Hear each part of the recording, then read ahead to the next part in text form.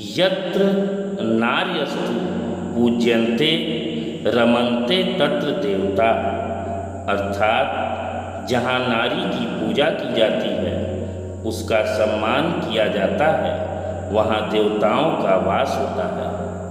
London की प्रसिद्ध संस्था थॉमसन राइटर्स फाउंडेशन के सर्वे में 550 विशेषज्ञों द्वारा 193 देशों को शामिल किया गया था, जिनमें से महिलाओं के लिए बदतर शीर्ष 10 देशों का चयन किया गया। इस सर्वे में बहुत चौंकाने वाली बात निकलकर सामने आई। सर्वे के मुताबिक महिलाओं के प्रति यौन हिंसा, मानव तस्करी और यौन व्यापार में ढकेले जाने के आधार पर भारत महिलाओं के लिए सबसे खतरनाक देश बन गया है। मतलब इस मामले में भारत प्रथम स्थान पर पहुंच गया है, जबकि युद्धग्रस्त अफगानिस्तान और सीरिया दूसरे, तीसरे, सोमालिया चौथे, सऊदी अरब 5वें स्थान पर है और पाकिस्तान 6ठे स्थान पर है। मतलब हम अपने पड़ोसी देश पाकिस्तान से भी इस मामले में खराब स्थिति में हैं।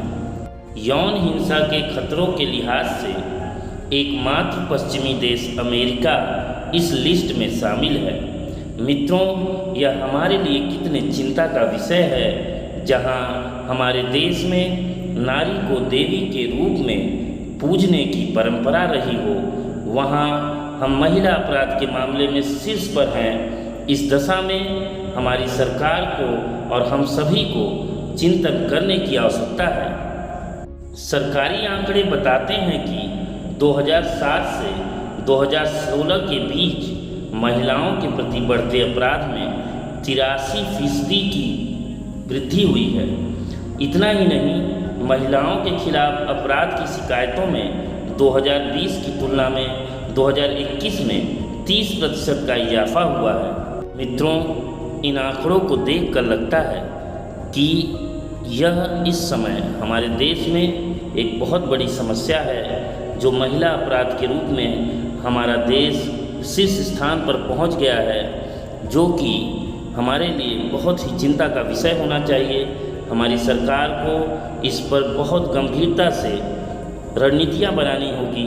वैसे सरकार इस दिशा में कार्य कर रही है, इसमें कोई दो राय नहीं है। बहुत से महिला हेल्पलाइन नंबर हैं और इसके अलावा जो है प्रशासनिक सुविधाओं को भी बढ़ाया गया है, तो वो सब तो होता ही रहेगा। लेकिन कुछ ऐसे ठोस बिंदु हैं जिन पर हम सभी को मिलकर कार्य करना होगा।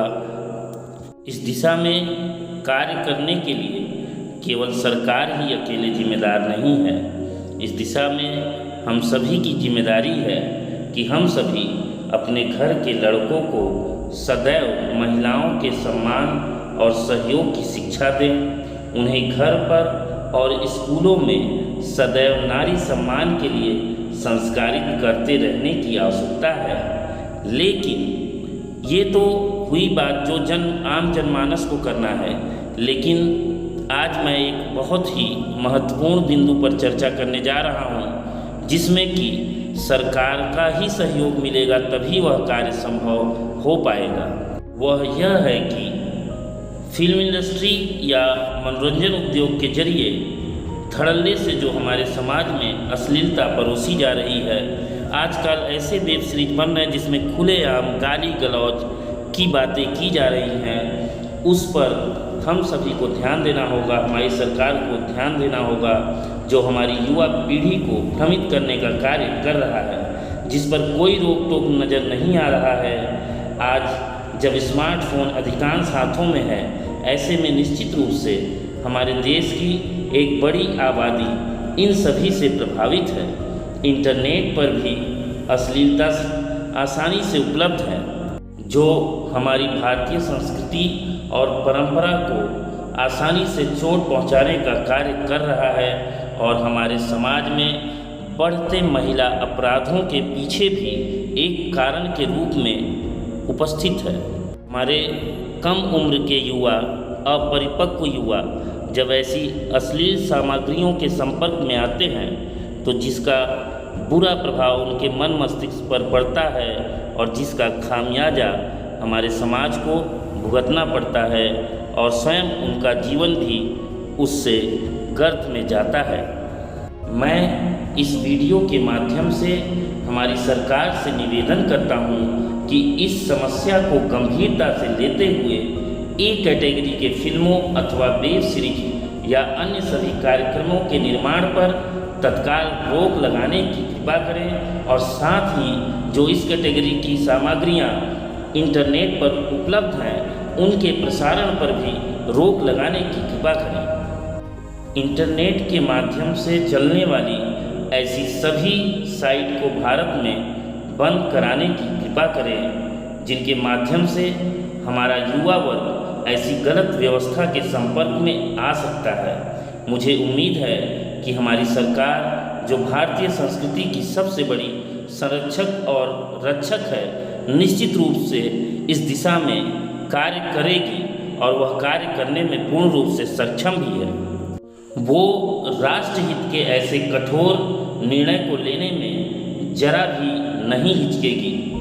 मित्रों, आप सभी से निवेदन है कि मेरे इस वीडियो को अधिक से अधिक शेयर करें ताकि सरकार तक हमारी आवाज़ पहुंच सके।